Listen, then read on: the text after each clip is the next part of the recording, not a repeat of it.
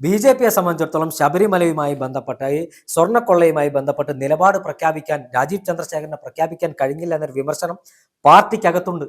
രാജീവ് ചന്ദ്രശേഖരനെ എതിർക്കുന്ന ആളുകൾ പറയുന്ന ഒരു കാര്യമാണ്, കോൺഗ്രസ് സമരം പ്രഖ്യാപിച്ചിട്ട് പോലും ഈ വിഷയത്തിൽ കൃത്യമായ ഒരു നിലപാടെടുക്കാൻ ബി.ജെ.പിക്ക് കഴിയുന്നില്ല എന്ന് ബി.ജെ.പിയുടെ മുതിർന്ന നേതാക്കന്മാർക്ക് അഭിപ്രായമുണ്ടെന്നാണ് ഞാൻ മനസ്സിലാക്കുന്നത്.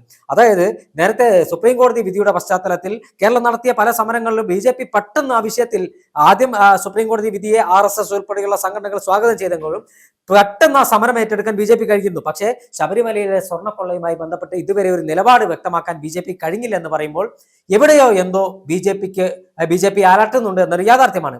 അതോടൊപ്പം തന്നെ പാർത്താൻ പറഞ്ഞതുപോലെ ശബരിമലയിൽ ഒരു സ്പെഷ്യൽ കമ്മീഷനെ നിയോഗിച്ചത് അയ്യപ്പൻ തന്നെയാണെന്ന് വിശ്വസിക്കാനാണ് എനിക്കും ഇഷ്ടം. കാരണം ശബരിമലയിൽ വലിയ തരത്തിലുള്ള കൊള്ള നടക്കുന്നുണ്ട്. ശബരിമലയിലെ പല വിജിലൻസ് റിപ്പോർട്ടും പുറത്തു വരാതെ പൂർത്തിയിട്ടുണ്ട്.